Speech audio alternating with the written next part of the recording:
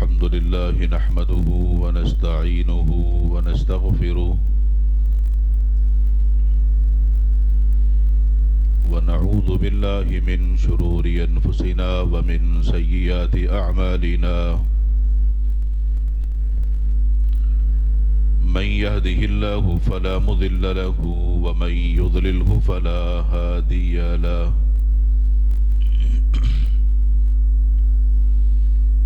وأشهد أن لا إله إلا الله وحده لا شريك له وأشهد أن محمدا عبده ورسوله أما بعد فإن خير الحديث كتاب الله وخير الهدي هدي محمد صلى الله عليه وسلم وشر الأمور محدثاتها وكل محدثة بدعة وكل بدعة ضلالة وكل ضلالة في النار من يطع الله ورسوله فقد رشد واهتدى ومن يعص الله ورسوله فقد ضل وغوى اللهم صل على محمد وعلى آل محمد كما صليت على إبراهيم وعلى آل إبراهيم إنك حميد مجيد اللهم بارك على محمد وعلى آل محمد كما باركت على إبراهيم وعلى آل إبراهيم إنك حميد مجيد رب اشرح لي صدري ويسر لي أمري واحلل عقدة من لساني يفقه قولي رب زدني علما سبحانك لا علم لنا إلا ما علمتنا إنك أنت العليم الحكيم أعوذ بالله السميع العليم من الشيطان الرجيم من همزه ونفخه ونفثه بسم الله الرحمن الرحيم فبما رحمة من الله لنت لهم ولو كنت فظا غليظ القلب لانفضوا من حولك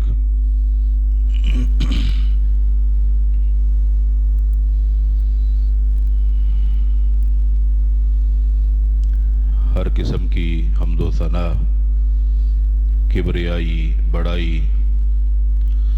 اللہ وحدہ لا شریک خالق کائنات مالک ارض و سما کے لیے درود و سلام ہوں امام الانبیاء ہادی رہبر و رہنما احمد مجتبی جناب محمد الرسول اللہ صلی اللہ علیہ وآلہ وسلم کی ذات اقدس پر جن کو اللہ رب العالمین نے اس کائنات کے لیے رحمت للعالمین بنا کر مبعوث فرمایا. حضرات گرامی، رسول اکرم صلی اللہ علیہ وآلہ وسلم کی سیرت طیبہ جو کہ ہمارے لیے ایک بہترین اسوہ حسنہ ہے، ایک مسلمان کے لیے ضروری ہے کہ وہ اپنے پیغمبر صلی اللہ علیہ وسلم کی سیرت کا مطالعہ کرے، اپنے کردار کو، اپنے اخلاق کو، اپنے اعمال کو صحیح اور درست کرنے کے لیے سیرت طیبہ کا مطالعہ نہایت ضروری ہے. اس سے قبل جمعے میں چند باتیں آپ نے سنی تھی. کہ جس معاشرے میں اللہ کے رسول صلی اللہ علیہ وسلم رہتے تھے، لوگوں کے ساتھ آپ کا میل جول برتاؤ کس طرح کا تھا؟ کسی بھی معاشرے میں جو لوگوں کی آبادی ہوتی ہے، وہ ہر طرح کے لوگ معاشرے میں اس کا حصہ ہوتے ہیں. اس میں مسلمان بھی ہوتے ہیں، غیر مسلم بھی ہوتے ہیں، کیونکہ یہ سب لوگ معاشرے کا حصہ ہوتے ہیں. جس معاشرے میں ہم رہتے ہیں، ہمارے ہاں بھی ایسا ہی ہے. اللہ کے رسول صلی اللہ علیہ وسلم لوگوں کے ساتھ جس طرح برتاؤ کرتے تھے، آپ کی سیرت طیبہ کو دیکھ کر، آپ کے اخلاق حسنہ کو دیکھ کر بہت سارے وہ لوگ جو دین سے دور تھے یا آپ کے دشمن تھے، یا جن کو دین اسلام کی تعلیمات اچھی نہیں لگتی تھی، وہ مسلمانوں کے اخلاق حسنہ کو دیکھ کر، ان کا برتاؤ دیکھ کر اسلام کے قریب ہونا شروع ہو گئے. اور ایک وقت وہ بھی آیا کہ وہ جو دشمن تھے وہ مسلمان ہو گئے، بھائی بھائی بن گئے. رسول اکرم صلی اللہ علیہ وسلم نے ایک موقع پر فرمایا، لِأُتَمِّمَ مَكَارِمَ صَالِحِ الْأَعْمَالِ، اللہ تعالیٰ نے جو مجھے بھیجا ہے، ان مقاصد میں سے ایک مقصد یہ ہے کہ میں صالح اعمال کی تکمیل کر دوں. انسان کی سیرت، اس کے اخلاق، اس کے کردار کے اندر جتنی اچھائیاں ممکن ہیں، ان تمام اچھائیوں کو پایا تکمیل پہنچانے کے لیے اللہ نے مجھے پیغمبر بنا کر بھیجا. اور اس کے لیے ہمارے سامنے اللہ کے رسول صلی اللہ علیہ وسلم کی ذات گرامی ہے. جتنی اچھائیاں ہیں جن کو ہم اچھائی کہہ سکتے ہیں، وہ تمام قسم کی خوبیاں، وہ تمام صفات، وہ تمام اچھائیاں سب سے پہلے اللہ کے رسول صلی اللہ علیہ وسلم کے اندر پائی جاتی تھیں. اور آپ نے انہی کی تعلیم و تربیت کے لیے صحابہ کرام کو تیار کیا. آپ کے پہل اس امت کے اندر جو ماننے والے جان نثار لوگ ہیں، وہ اس امت کے سب سے بہترین لوگ صحابہ کرام ہیں.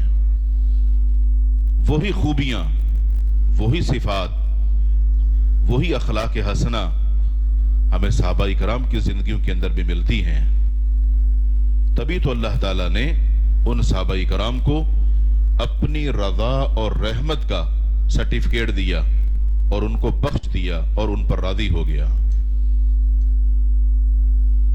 رسول اکرم صلی اللہ علیہ وسلم اس امت کے اندر ہر مسلمان کے لیے اسوہ حسنہ ہیں. اگر ہم کوشش کریں کہ ہم اپنے اخلاق کو بہتر بنائیں، تو پھر آپ کی سیرت طیبہ سے کچھ واقعات ایسے ملتے ہیں کہ جن کو پڑھ کر یا سن کر ہم اپنے آپ کو بہتر کر سکتے ہیں، ویسا بنا سکتے ہیں، اچھا کردار اپنا سکتے ہیں، اور جس کی آج اس معاشرے کے اندر ضرورت بھی ہے. رسول اکرم صلی اللہ علیہ وسلم سے ایک موقع پر پوچھا گیا کہ آپ کی زندگی میں سب سے مشکل وقت کون سا تھا؟ کیونکہ انسان کی زندگی میں اتار چڑھاؤ آتے رہتے ہیں، حالات ہمیشہ ایک جیسے نہیں ہوتے، اور اللہ کے رسول صلی اللہ علیہ وسلم کی زندگی میں بھی ایسا ہی ہوتا رہا. تو جب آپ سے پوچھا گیا تو آپ نے فرمایا کہ میری زندگی کا سب سے سخت اور مشکل دن وہ تھا جس دن میں طائف کی وادی میں گیا تھا. یہ بالکل دین اسلام کا جو آغاز تھا، उन दिनों की तरफ इशारा है। वो ताइफ की वादी आज भी मौजूद है, वहां लोग आज भी बस रहे हैं। लोग जब वहां पहुंचते हैं तो जब ज़ियारात के लिए निकलते हैं तो उनमें एक वादी ताइफ की भी है, जहां लोग जाते हैं। वही पहाड़, वो इलाका आज भी हमारी नजरों के सामने होता है। रसूल अकरम सल्लल्लाहु अलैहि वसल्लम ने फरमाया कि जब मैं अल्लाह का तौहीद का पैगाम लेकर उस वादी की तरफ गया और जाकर मैंने लोगों से ये पैगाम उन तक पहुंचाया कि अल्लाह के अलावा कोई माबूद बरहक नहीं, ये जितने भी बुत हैं, मूर्तियां हैं, इनकी कोई हकीकत नहीं, सब कुछ करने वाली जो जात है वो अल्लाह ही की जात है। लोगों, अगर तुम मेरी इस बात को समझ लो और इसको मान लो तो फिर हाकमियत तुम्हारे पास होगी, बादशाहत तुम ही लोग करोगे और अल्लाह ताला तुम्हें तरक्कियां भी देगा। लेकिन उन लोगों को मेरी ये बात समझ नहीं आई, बजाय इसके कि मेरी बात को वो तस्लीम करते, क्योंकि अरब के उसी मुआशरे के अंदर नबुव्वत से पहले मैंने 40 साल गुजारे थे और लोग अल्लाह के रसूल सल्लल्लाहु अलैहि वसल्लम को नबुव्वत से पहले ही सादिक व अमीन कहते थे। जैसे ही आपने ऐलान किया, वहीं के लोग आपकी बात को सुनने के बाद तस्लीम करने के बजाय आपके साथ क्या सलूक करते हैं। यह मामला अल्लाह के रसूल सल्लल्लाहु अलैहि वसल्लम की जात का नहीं था। आपकी जात से तो वो बिल्कुल मुतमईन थे कि सादिक हैं, अमीन हैं, हमारे मुआशरे का हिस्सा हैं, मगर जो आपकी बात थी, जो आपका पैगाम था, वो अल्लाह की वहदानियत का पैगाम था। उस पैगाम को सुनने के लिए या कबूल करने के लिए तैयार नहीं थे। अल्लाह के रसूल सल्लल्लाहु अलैहि वसल्लम का इस्तिकबाल करने के बजाय उन लोगों ने आप सल्लल्लाहु अलैहि वसल्लम पर पत्थर बरसाए। अपने मोहल्ले के जो बच्चे या नौजवान हैं, अगर उनको आप किसी के पीछे लगा दें कि तुमने इसको तंग करना है या परेशान करना है, बदसलूकी करनी है या बदतमीजी करनी है, तो जिसके पीछे उसको लगा दिया जाए, तो आप जानते हैं कि हमारे मुआशरे में अगर ऐसा किसी को मौका मिल जाए तो ये बच्चे और नौजवान क्या क्या कर सकते हैं। अल्लाह के रसूल सल्लल्लाहु अलैहि वसल्लम वहां जिस पैगाम को लेकर गए, उस पैगाम की वजह से आपके साथ बर्ताव क्या हुआ। आपको पत्थर मारे गए, मगर अल्लाह के रसूल सल्लल्लाहु अलैहि वसल्लम ने उनके साथ जवाबन पत्थर वाला बर्ताव नहीं किया। अगर आप इन वाकयात पर गौर करें तो एक पैगंबर की जात पर जब पत्थर बरसाए जाएं और फिर उससे वो जख्मी भी हो जाएं, उससे वो खून भी बहना शुरू हो जाए, तो कैसा मंजर होगा। एक आम इंसान है और एक अल्लाह का मुंतखब नुमाइंदा, चुना हुआ, सबसे महबूब हस्ती। क्या अल्लाह देख नहीं रहा? क्या अल्लाह के इल्म में नहीं? यह पैगाम देने के लिए भेजा किसने होगा? यकीनन अल्लाह ही ने भेजा होगा। अब यह नबुव्वत का आगाज है और अल्लाह के रसूल सल्लल्लाहु अलैहि वसल्लम के साथ लोगों का बर्ताव देखिए। आपको जख्मी किया गया और आप बैठ गए। अब जख्मी होने के बाद जब खून बहता है तो इंसान की कैफियत क्या होती है। अल्लाह ताला ने जिब्रील अलैहिस्सलातु वस्सलाम को भेजा, वो तशरीफ लाए और आकर कहने लगे, अल्लाह के रसूल सल्लल्लाहु अलैहि वसल्लम, मेरे साथ इन पहाड़ों का फरिश्ता भी आया है। जो ताइफ की वादी है उसके अतराफ में पहाड़ ही हैं, बीच में वादी है। कहा मेरे साथ इन पहाड़ों का फरिश्ता भी आया है। उसके आने का मकसद आपके हुक्म की तामील है। आप हुक्म दीजिए तो इन दोनों पहाड़ों को वो आपस में मिलाकर इन तमाम लोगों को पीस कर रख देगा। क्या आप इजाजत देंगे ऐसा कर दिया जाए? आपने फरमाया कि नहीं। اللہ کے رسول صلی اللہ علیہ وسلم کو اللہ تعالیٰ نے رسول رحمت بنا کر بھیجا. وَمَا أَرْسَلْنَاكَ إِلَّا رَحْمَةً لِلْعَالَمِينَ. جس پیغام کو اللہ کے رسول صلی اللہ علیہ وسلم لوگوں کی اصلاح کے لیے لے کر نکلے ہیں، وہ پیغام رکا نہیں ہے. وہ پیغام طائف کی وادی کے اندر بھی گیا. وہ پیغام مکہ سے چلتا ہوا مدینہ تک پہنچا، قرب و جوار میں پہنچا. جہاں جہاں صحابہ کرام پہنچے وہاں وہاں وہ پیغام پہنچا، اور دنیا کے کونے کونے تک وہ پیغام پہنچ رہا ہے. آج ہماری ذمہ داری ہے اسی پیغام کو، اللہ کی توحید کو، اس کی الوہیت کو، اس کی وحدانیت کو، اس کی ربوبیت کو، اس پیغام کو جہاں تک ممکن ہو سکے وہ پیغام ہم نے آگے لوگوں تک پہنچانا ہے. آپ صلی اللہ علیہ وسلم کے ساتھ جو برتاؤ ہوا، آج ہمارے ساتھ تو ایسا ناممکن ہے کہ ہم کسی علاقے میں جائیں پیغام لے کر اور وہاں کے سارے لوگ اکٹھے ہو جائیں اور ہم پر پتھر برسائیں. یہ ناممکن ہے. شاید کچھ لوگ مخالفت کر سکتے ہیں، آپ کی بات کو نہ مانتے ہوئے کچھ لوگ آپ کو اس علاقے سے نکالنے کے لیے تیار ہو جائیں کہ تم یہاں انتشار پھیلا رہے ہو، فتنہ پھیلا رہے ہو، یہاں کوئی ایسی بات نہ کرو. ممکن ہے ایسی صورتحال پیدا ہو جائے، لیکن پتھر مار مار کے زخمی کر دیا جائے اور بات کو سنا ہی نہ جائے اور کوئی ایک بندہ بھی وہاں سننے والا نہ ہو. کیونکہ آج کل جو صورتحال ہے، میڈیا کا دور ہے، پیغام بڑی تیزی کے ساتھ پہنچ جاتا ہے. جو حالات پہلے تھے کہ لوگ توحید کی بات کو سنتے ہی نہیں تھے، لیکن آج ایک ایسا وقت آ چکا ہے کہ لوگ کافی حد تک توحید کی بات کو سمجھ چکے ہیں اور اس چیز کو حقیقت جان چکے ہیں کہ واقعتاً مشکل کشا، حاجت روا صرف اور صرف اللہ تعالیٰ ہی ہے. مگر رسول اکرم صلی اللہ علیہ وسلم کا پیغام کیا تھا کہ جو طائف کی وادی کے اندر رہنے والے لوگ ہیں جو مجھے نہیں جانتے، اور واقعتاً وہ آپ کو نہیں جانتے تھے. کیا نہیں جانتے تھے؟ کہ یہ اللہ کے پیغمبر ہیں. تبھی تو انہوں نے ایسا کیا.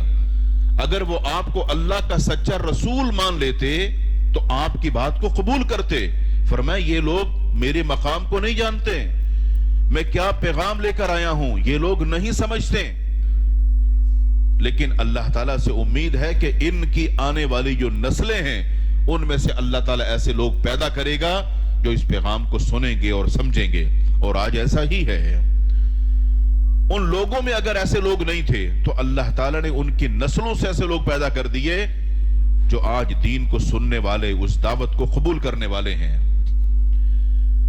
اس واقعے سے ہمارے لیے سبق اور نصیحت یہ ہے، آپ کسی بھی جگہ جب دین کی بات کریں گے تو حکمت کے ساتھ بات کریں گے، اور اگر آپ کی بات کو وہاں سمجھنے والا کوئی بھی نہ ہو، وہ آپ کے ساتھ بد اخلاقی پر، بدتمیزی پر اگر اتر بھی آئیں تو آپ کو ان کے ساتھ ویسا برتاؤ نہیں کرنا جیسا وہ لوگ آپ کے ساتھ کر رہے ہیں. اور ان لوگوں کے حق میں اللہ تعالیٰ سے دعا ہی کرنی ہے، دعا ہی کرنی ہے، بد دعا نہیں. کیونکہ اللہ کے رسول صلی اللہ علیہ وسلم نے ان کے حق میں بد دعا نہیں کی، ان کے حق میں دعا کی. اور دعا کس چیز کی؟ ہدایت کی دعا. اللہم اہد قومی فإنہم لا یعلمون. اللہ اس قوم کو ہدایت دے، یہ جانتے ہی نہیں ہیں کہ میں کون ہوں. تو ان کے حق میں ہدایت کی دعا کرنی ہے. جس بندے کے ساتھ آپ محبت کرتے ہیں، اگر آپ چاہتے ہیں کہ وہ راہ راست پر آ جائے، جب اس سے آپ یہ پیغام شیئر کریں اور وہ آپ کی مخالفت کرے اور بات نہ مانے، تو آپ نے اس کے لیے بد دعا نہیں کرنی، اس سے ناراض نہیں ہو جانا، اس کو اس کے حال پہ چھوڑ نہیں دینا، بلکہ اس کے حق میں اللہ سے دعا کرنی ہے کہ اللہ اس کو ہدایت دے. کیونکہ آپ اس کے ہمدرد ہیں، آپ اس کے لیے ہمدردی چاہتے ہیں. اللہ کے رسول صلی اللہ علیہ وسلم سے بڑھ کر امت کا ہمدرد کون ہو سکتا ہے، جو راتوں کو اٹھ کر بھی اپنی قوم کے لیے اللہ تعالیٰ سے دعائیں مانگتے ہیں. रसूल अकरम सल्लल्लाहु अलैहि वसल्लम का जिंदगी का आपकी ज़बानी ये मुश्किल तरीन दिन था, सख्त तरीन दिन था, जिसका आपने जिक्र सहाबा इकराम के सामने किया। उसके बाद ऐसा वक्त नहीं आया कि पत्थर मारे गए हों।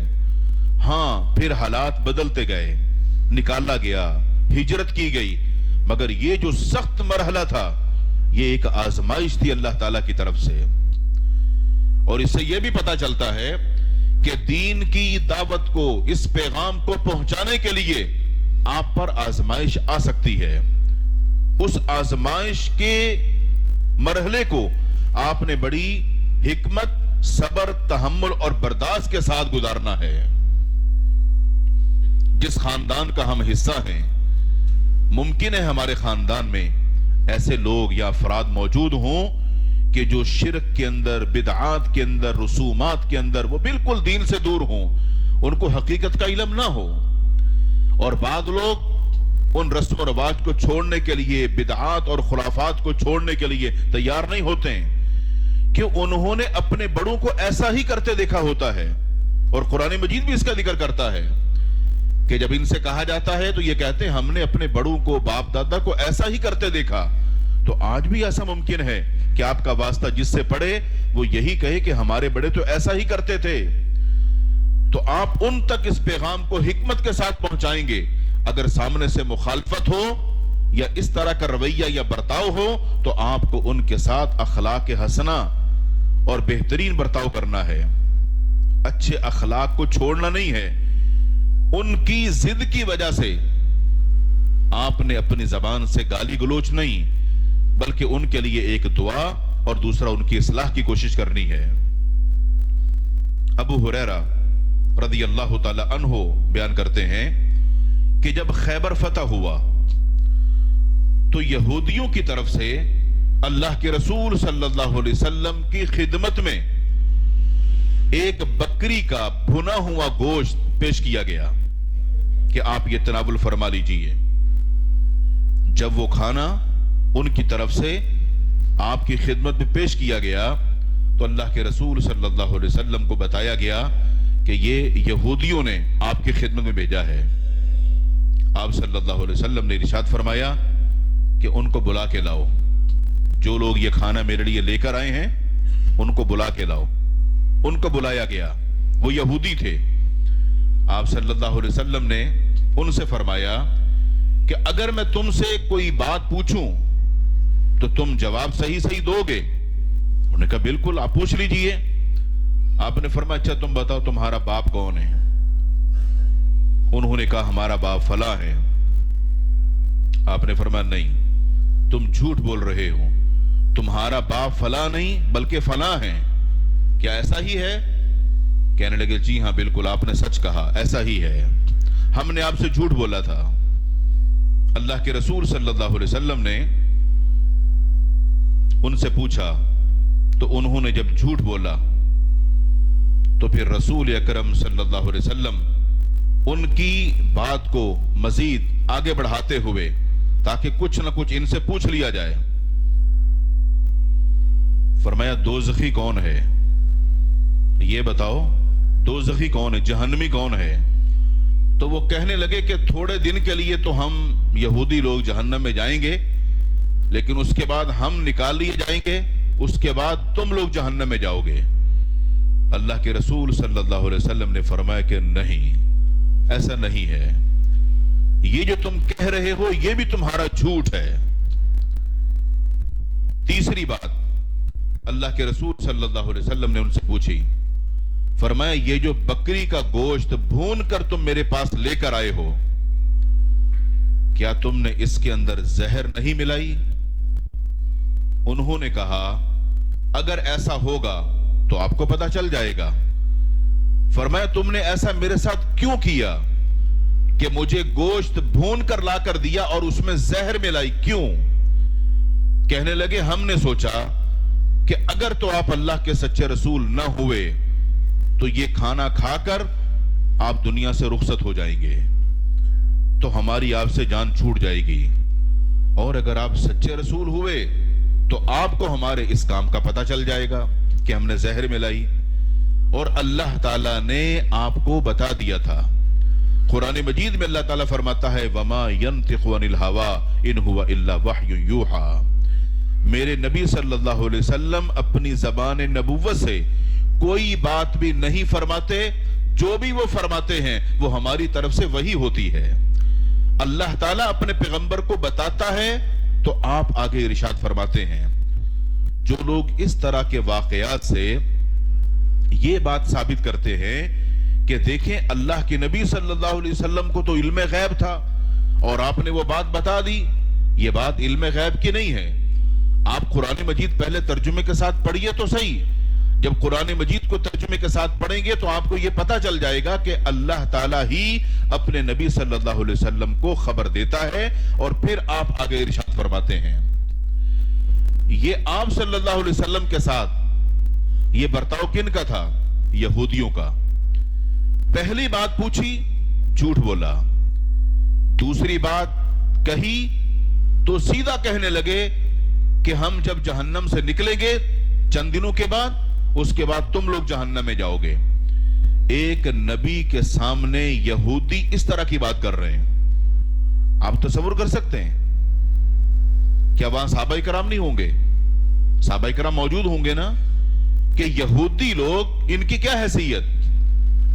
ہم نے خیبر فتح کر لیا، یہودیوں کو شکست مل گئی، مسلمان فاتح ہیں، اور اب یہ لوگ ہمارے اتنے ہمدرد ہیں کہ ہمارے لیے بکری کا گوشت بھون کر لے کر آئے ہیں، ہماری خدمت کرنا چاہتے ہیں.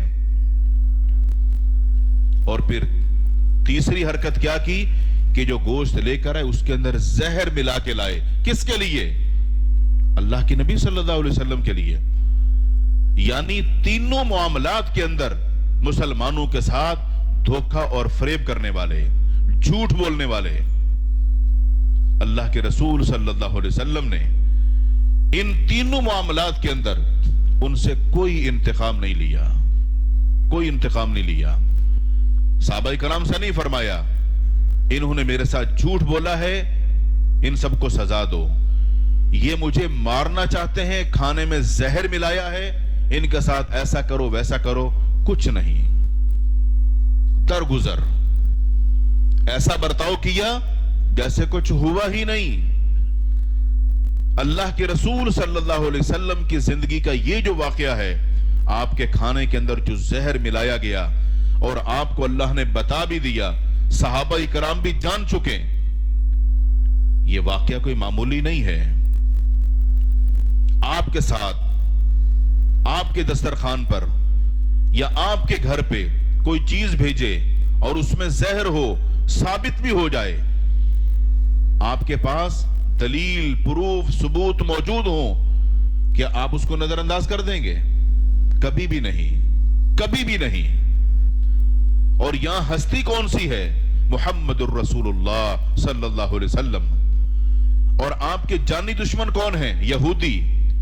یہودیوں کا برتاؤ دیکھو اللہ کے پیغمبر صلی اللہ علیہ وسلم کے ساتھ، اور اللہ کے رسول صلی اللہ علیہ وسلم کا برتاؤ دیکھو یہودیوں کے ساتھ. انتقام نہیں لیا، بلکہ کیا کیا؟ جب آپ کو پتا چلا کہ فلاں گھر میں جو کہ یہودیوں کا گھر ہے، اس کا بیٹا بیمار ہے اور بستر پر موجود ہے، آپ اس بچے کی تیمارداری کرنے کے لیے ان یہودیوں کے گھر میں گئے اور بچے کی جا کر تیمارداری کی، اس کا حال پوچھا، بیمار پرسی کی. یہ اخلاق کس کا ہے؟ یہ کردار کس کا ہے؟ محمد الرسول اللہ صلی اللہ علیہ وسلم کا. ایک مسلمان کی سوچ، جو اللہ کا ماننے والا، اس کے پیغمبر صلی اللہ علیہ وسلم کا ماننے والا اور اللہ اور اس کے رسول سے محبت کرنے والا، وہ مسلمان انتقامی نہیں ہوتا. جس معاشرے میں آپ رہتے ہیں وہاں بے شک غیر مسلم آپ کے ساتھ کیسا ہی برتاؤ کر رہے ہوں، آپ کس کے ماننے والے ہیں؟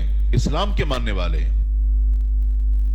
ان تکلیفوں پر، پریشانیوں پر اگر آپ صبر کرتے ہیں اور اچھا برتاؤ کرتے ہیں تو ممکن ہے کہ آپ کے اخلاق سے، برتاؤ سے متاثر ہو کر یہی لوگ اسلام قبول کر لیں.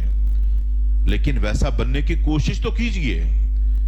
اللہ کے رسول صلی اللہ علیہ وسلم سے بہتر کردار اور اخلاق اگر کسی کا بھی نہیں ہے تو پھر ہمیں آپ کی سیرت کا مطالعہ کرنا چاہیے. اگر آپ کی سیرت سے بڑھ کر کسی کی سیرت سامنے ہے, کوئی لائے دکھائے کہ جس کو میں مانتا ہوں اس کا کردار یہ ہے.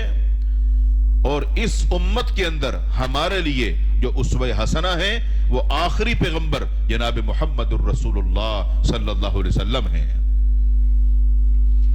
یہودیوں نے جو سازشیں کی وہ کم نہیں تھیں, بڑی بڑی سازشیں کی یہودیوں نے, مگر اللہ کے رسول صلی اللہ علیہ وسلم کا ان کے ساتھ انتقام کا رویہ نہیں رہا. آپ کے دشمن موجود تھے اور وہ موقع کی تلاش میں ہوتے تھے, مگر آپ صبر, تحمل, برداشت اور رحم دل انسان تھے. ایک موقع پر صحابہ کرام رضوان اللہ علیہ مجمعین کے ساتھ اللہ کے رسول صلی اللہ علیہ وسلم ایک جنگ سے واپس آ رہے تھے. جابر بن عبداللہ رضی اللہ تعالی عنہ بیان کرتے ہیں کہ اللہ کے رسول صلی اللہ علیہ وسلم نے واپسی کے سفر میں جب محسوس کیا کہ صحابہ کرام کافی تھک چکے ہیں تو فرمایا کہ یہاں پڑاؤ ڈال لیتے ہیں. تو فوراً انتظام کیا گیا کہ تھوڑی دیر یہاں آرام کر لیں, اس کے بعد پھر آگے چلیں گے. تو ایک درخت دیکھا, اللہ کے رسول صلی اللہ علیہ وسلم اس درخت کے نیچے آرام کرنے کے لیے تشریف لے گئے تاکہ یہاں تھوڑی دیر آرام کیا جائے. آپ صلی اللہ علیہ وسلم کے پاس تلوار تھی, آپ نے اپنی وہ تلوار اس درخت کے ساتھ لٹکا دی, نیچے لیٹ گئے آرام کرنے کے لیے. جو دشمن ہوتا ہے وہ ہمیشہ طاق میں ہوتا ہے, اور کوئی دشمن طاق میں تھا, موقع پایا جب سب لوگ آرام کر رہے ہیں اور سفر کی جو تھکاوٹ ہوتی ہے اس میں آپ جانتے ہیں کہ جیسے ہی آپ لیٹیں گے تو آپ کو نیند آ جائے گی. اللہ کے رسول صلی اللہ علیہ وسلم بھی, صحابہ کرام بھی آرام فرمانے کی نیت سے آرام کر رہے تھے, درخت کے نیچے لیٹ گئے. اچانک ایک دشمن نے موقع پا کر اللہ کے رسول صلی اللہ علیہ وسلم تک رسائی پا لی, آپ کے اتنے قریب پہنچ گیا کہ وہ جو تلوار لٹکی ہوئی تھی اس تلوار کو اتار لیا. تلوار اتاری, میان سے نکالی, اتنے میں اللہ کے رسول صلی اللہ علیہ وسلم کی آنکھ کھل گئی. اب آپ کی تلوار آپ کے دشمن کے ہاتھ میں, اور وہ آپ سے کہتا ہے من یمنعک منی, ہاں اب بتاؤ تمہیں مجھ سے کون بچائے گا. کیونکہ صحابہ کرام سب سائڈ پہ تھے, ادھر ادھر, آپ کے پاس کوئی بھی نہیں تھا, آپ اکیلے ہی تھے. جب اس نے کہا اب بتاؤ کون بچائے گا, آپ نے فرمایا اللہ. ایسا کہنا ہی تھا کہ وہ اپنے ہاتھوں سے اس تلوار کو پھینک دیتا ہے, ایک خوف کی وجہ سے. اتنا خوف طاری ہوا کہ وہ تلوار چھوٹ گئی. اللہ کے رسول صلی اللہ علیہ وسلم نے وہ تلوار اٹھائی, فرمایا اب تم بتاؤ کون بچائے گا. اس نے کہا آپ تو رحم دل ہیں, آپ تو بدلہ نہیں لیتے ہیں, آپ تو انتقام نہیں لیتے ہیں. اللہ کے رسول صلی اللہ علیہ وسلم نے واقعتاً اس سے بدلہ نہیں لیا, اس سے انتقام نہیں لیا. حالانکہ اس موقع پر ہونا کیا چاہیے تھا, اس دشمن کے ساتھ جو آپ کو نقصان پہنچانے کے لیے آیا اس سے بدلہ لیا جانا چاہیے تھا, مگر آپ نے معاف کر دیا. یہ اسوہ حسنہ کس کا ہے؟ محمد الرسول اللہ صلی اللہ علیہ وسلم کا. جس بندے کو آپ کے ذات کے ساتھ دشمنی ہے آپ اس کو بھی معاف کر رہے ہیں, اس سے بھی درگزر کر رہے ہیں. رسول اکرم صلی اللہ علیہ وسلم کی حیات طیبہ میں کئی سارے ایسے واقعات ہیں کہ صحابہ کرام ہمیشہ انتظار میں رہے کہ آپ ہمیں حکم دیں اور فوراً ہم تعمیل کریں. جو آپ کو نقصان پہنچانے والا ہے اس کو ایک منٹ بھی زندہ نہ چھوڑا جائے کہ ہمارے پیغمبر کو نقصان پہنچائے. لیکن آپ استاد تھے, صحابہ کرام رضوان اللہ علیہ مجمعین کو سمجھا دیا کرتے تھے کہ صبر, تحمل, برداشت, درگزر یہ ضروری ہے.